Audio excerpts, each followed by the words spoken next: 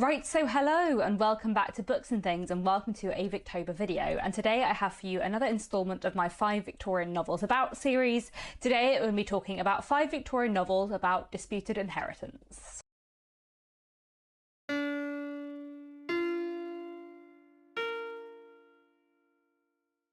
So, if you don't know about this is a series I've been running on my channel for years and years and years. I'll leave the playlist down below, but basically I take 5 Victorian novels that talk about a particular theme and quickly go through them to give you a kind of introduction to where you might find this theme in Victorian literature. I always really enjoy making these videos. Often these are themes that you find in lots of Victorian novels, and there are way more than 5 that you could mention, but it's just nice to focus on a few. Saying that, I do actually have 6 books for you today rather than 5 because I found it really hard to narrow it down. However, I thought it would be fun to make a video about Victorian novels about disputed inheritance, because that's something you find in a lot of Victorian novels. There's a lot of dispute about wills and who gets money, and so on. And we are having a chat about this in the Victober Discord server, and I thought, yes, I need to make a video on that. So I will start off with a novel by Charles Dickens, and that is Bleak House. Now, Charles Dickens is an author who really enjoys a disputed will or an inheritance featuring in some way in his books. So there are quite a few other novels that feature an inheritance as a kind of big plot point. You know, Our Mutual Friend, Great Expectations, Oliver Twist all have some kind of element about inheritance in them, but Bleak House is kind of the quintessential disputed inheritance book in many ways, I think. This is a novel all about a really long lawsuit, a case in Chancery called Jarndyce and Jarndyce. And Jarndyce and Jarndyce has been going for generations. Many years ago, a man called Mr. Jarndyce died and left so many wills that nobody could really tell what he wanted to do with his money. And so all of his distant relations have been waiting for generations to find out who is going to get this fortune. People have lived and died while Jarndyce and Jarndyce has been going on. And we are following lots of different characters in Bleak House who are all tied together by this case, Jarndyce and Jarndyce. We are following a man called Mr. Jarndyce, who was a relation of the man who made the will. We're also following his 2 young relations, Ada and Richard, who have been brought up as wards of court. We're following various other people who are linked to the case in one way or another, and one of our main characters is Esther, who is brought into Mr. Jarndyce's house to be a companion for Ada. And throughout this novel, Charles Dickens is exceptionally critical of the bureaucracy of Chancery and the legal system, in a really interesting, complicated way. It looks at how this case, Jarndyce and Jarndyce, corrupts and ruins the lives of so many people because they are always constantly waiting for this great fortune that may never come to them. And it's just so good. I love so many things about Bleak House, but the disputed inheritance is definitely like a massive part of the book and a really fascinating part of the book. So I would really recommend Bleak House in general, but especially if you're interested in this theme. And then I have not 1 but 2 novels by Anthony Trollope to discuss. Anthony Trollope loves a disputed inheritance novel, and the reason why I have 6 books in this video rather than 5 is because I just couldn't pick between Anthony Trollope books. There are so many. If you are interested in novels that feature some kind of disputed inheritance or some drama around a will, then there is so many choices. When it comes to Anthony Trollope, you could read Lady Anna, you could read Ralph the Heir, you could read Mr. Scarborough's Family, the Eustace Diamonds, Is He Poppenjoy, but I have decided in this video just to talk about Cousin Henry and Orley Farm. So let's start off with Orley Farm. Orley Farm is a wonderful novel by Anthony Trollope, a really, really interesting book. Very sort of quintessential Trollope in many ways, so not a bad place to start with his books. And it all kind of centres around a disputed inheritance, obviously, hence why I'm mentioning it in this video. 20 years before the action of the book takes place, a man dies, and this man had children from his first marriage, but he had also recently remarried and had a baby son. And the eldest son from his first marriage was expecting to inherit the bulk of this man's property, but upon his death, a codicil was discovered that left everything to the baby son. There was a big legal dispute at the time, and it was all agreed that the property would go to the baby son. But 20 years later, when that baby son has grown up, the question of who owns Orley Farm comes kind of into question again, and everything goes on from there. And it's just so good and so dramatic. There are so many great characters in Orley Farm. It has this really rich, fascinating, exciting inheritance dispute at its heart, but there's also a lot of love stories and many other things going on. I love Lady Mason as a character, who is the second wife of the man who died, so the baby son who's now grown up, his mother. She's a fantastic character, really richly, superbly drawn, and in general it's just a wonderful, wonderful book, and if you're interested in disputed inheritance novels, definitely one to read. But I couldn't not talk about Cousin Henry, which is a fascinating book by Anthony Trollope, one of his shorter, more focused novels.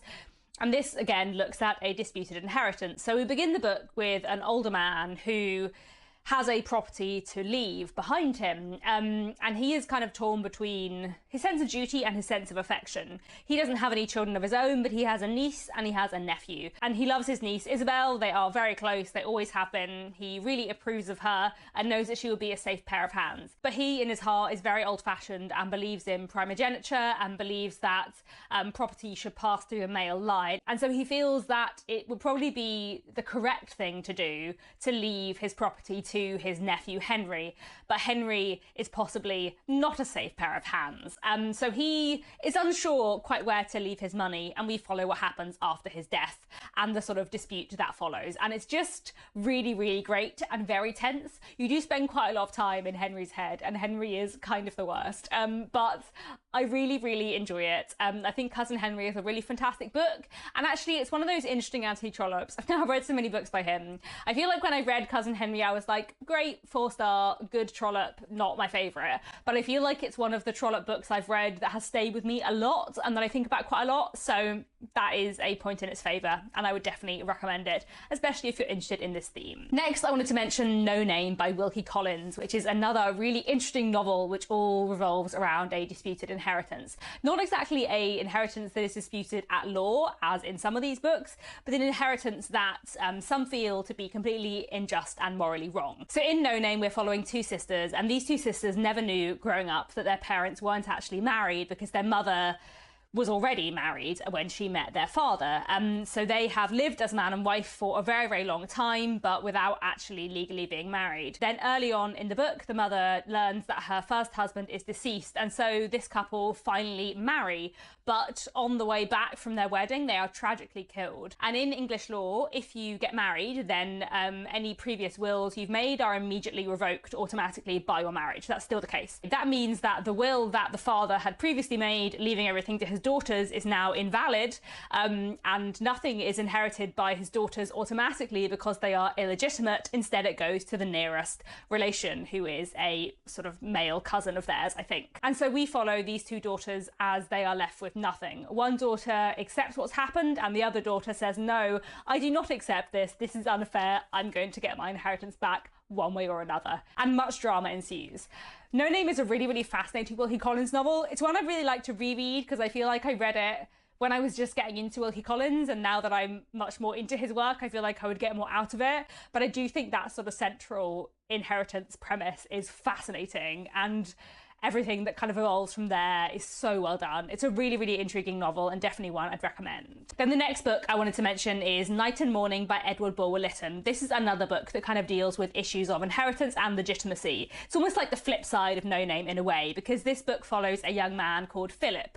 It's a kind of Bildungsroman. We follow Philip from his childhood to his adulthood, but Philip is the legitimate child of his parents. His parents were married, but they had a very private, quiet marriage because there was a difference in class status between them. And after his father's death, Philip discovers that he has no way of proving that his parents were married. And because the marriage was done so privately, everyone assumes that they weren't married, she was just his mistress, and that therefore Philip is illegitimate. So although Philip is actually legitimate, he can't prove it. Everyone assumes he's illegitimate, and therefore he can't claim his rightful inheritance, and it ends up going to a cousin. And the book kind of follows Philip on his journey of revenge and his attempts to reclaim his inheritance. It has a lot in common with No Name in that sense, I suppose, because it has that sort of like almost revenge narrative of someone who has been disinherited. But Philip sort of does have the right to this property within the legal system, but he just can't prove it. And everything goes on from there. And it's just really, really well done. I would really recommend Night and Morning. I feel like Edward Bulwer-Lytton is one of those Victorian authors who was hugely popular at the time and has really fallen out of fashion. But I thought Night and Morning was great. It's a really good Bildungsroman, really good sort of like disputed inheritance, kind of revenge novel with a lot of fantastic elements. And I just got a lot out of it. So I would definitely recommend that one too. Then finally for this video, I wanted to mention Middlemarch by George Eliot. I am, as you may know if you've watched other videos by me, not the biggest fan of George Eliot, but I do think there's a lot of fascinating things within Middlemarch, and one thing that I find really fascinating within Middlemarch is various complicated, controversial wills. I'm trying to work out how much I can say, because I feel like the other novels I've mentioned today, the sort of disputed inheritance is like a key part of the premise, but it's not exactly in Middlemarch. Rather, I would say there are in fact three sort of controversial wills that are significant to the plot throughout the book. But how much I can say about any of them without spoilers is quite minimal. But I think it's safe to say that there are, as I said, three wills that cause controversy for various reasons, and have sort of complicated elements attached to them. So I think if you're interested in sort of Victorian ideas about and concerns about inheritance, then Middlemarch is really worth a read. As I've said before, George Eliot's writing style is just really not for me, but I think if it is for you, or if you don't know and haven't given her a try, then Middlemarch is really worth trying, because it is a very rich and complicated novel, and some of my favourite bits in the book do revolve around the complicated wills, and one in particular has some of my favourite scenes in the book, and I think it works really, really well. That was quite vague because I feel like I can't say too much without spoilers, but anyway. So there we go, just a quick video today talking about some wonderful Victorian books that look at disputed inheritances. Do please let me know down in the comments if you can think of any other books that fit into this category. That's all for now. Thanks very much for watching, and I'll be back very soon with another bookish video.